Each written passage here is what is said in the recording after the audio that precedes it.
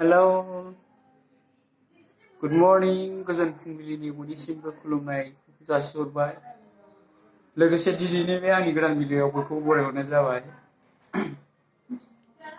आसा खालामो दिनैनि भिडिअ'खौ नायलांगोन होननानै लोगोफोरा। लोगोसे आंनि बे लाइभआव फैनायनि खारनानो जाहैबाय दा आंहा गोबां साबस्क्राइबारनि गोनांथि जाना फैदों, बेनिखायनो लोगोफोरखौ आरो आंनि बिमायं जानाय, बिबथै जानाय, लोगोसे लोगोफोर आंनि बैसोनि समान, लोगोसे आंनि फंबाय बिनानाव, लोगोसे आंनि बिदा बिब', बिमादै, जिखुनु जाया आंनि देरसिन जानायफोरनिसिमबो गुरै खावलायहरनाय थाबाय। जाहाथे बे आंनि इउटुब चेनेल खुलिनायाव नोंसिनि मददजों हेल्प मोनो आरो फिउचारावहाय जेनेबा सासे मानसिनि जिउ थांना थानायाव बे इउटुबजों जों माखासे खामानिखौ मावनायनि गेजेरजों गावनि लाइफखौ सुंथानानै थानो हायो। बेनिखायनो दिनै आंबो बुजिनानै इउटुब चेनेलखौ खुलिनाय जादों। लोगोसे आंनो बेनिखायनो गोनांथि जादोंदि इउटुब चेनेल खुलिनायाव जेनेबा माखासे साबस्क्राइबारनि गोनांथि, लोगोसे भिउसनि गोनांथि। दा बे गोनांथि जानायलाय गुरैयै आखाइ खबजबनानै बयनिसिमबो आङो खावलायहरनाय जाबाय। मानोना जोङो ओरैनो बेखार समाव थास्लायस्लाय जोङो लेखा फरायनाय समावबो जेनेबा सोरबा लेखा फरायालासिनो ओरैनो थानाय दं। दा बेफोरबायदि इउटुब चेनेल खुलिनायजों लोगोसे जों माखासे जोङो गावनि नलेज, थिंकिंफोरखौ, फिलिंसफोरखौ जोङो इउटुबनि गेजेरजों शेयार खालामलायनायनि गेजेरजों माखासे रोङै मानसिफोरखौ फोरोंनाय, लोगोसे ओरैनो टाइम बेखार थानायफोरखौ जों बेफोराव सम थांगारहोनायनि गेजेरजों जों गावनि जिउखौ दालांनो हायो।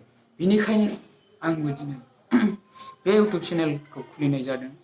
लोगोसे जा हायो बे आंनि बे चेनेलनि गेजेरजों ब्लग भिडिअ नुगोन, लोगोसे जोंनि माखासे प्रग्राम स्टेज गानाय बेफोरखौ नुगोन, लोगोसे जोंनि माखासे इन्टारभिउ ट्रेनिंनि लोगोसे बेफोरखौ नुगोन, लोगोसे लकेल एरिया भिडिअ ब्लग नुनो मोनगोन, माखासे जोङो इन्टारभिउ लानायफोरखौ नुनो मोनगोन, लोगोसे आंनि पार्सनेलिटि प्रब्लेमफोरखौ मिथिनाय जागोन।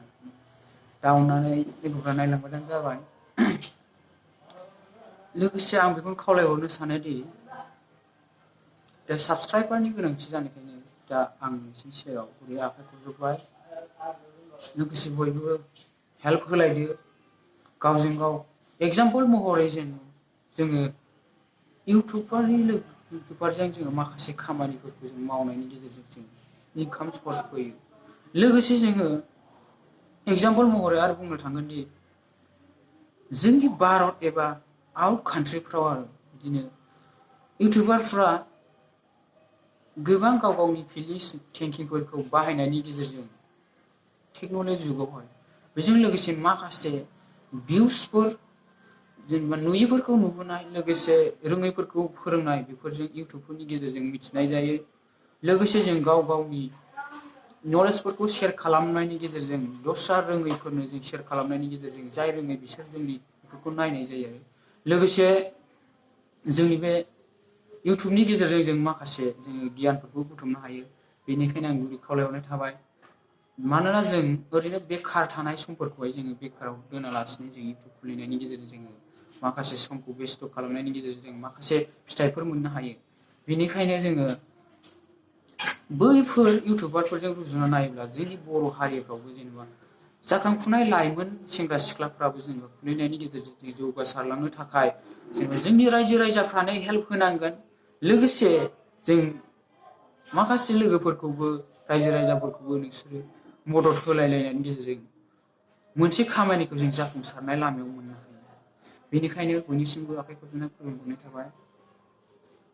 दा जायफोर नायगोन बेफोरो आंनि भिडिअखौहाय बिसोरो लोगोफोरनो शेयार खालामदो, लोगोसे अननानै आंनि चेनेलखौ साबस्क्राइब खालामनानै होदो, लोगोसे बेल आइकनखौ अलाव दाबायनानै लादो, लाइक आरो शेयार खालामनो दाबाव। दा आं मा बुंनो एसेयावनोसै, खुलुमबाय। Hello guys. बेयो जोंनि आरो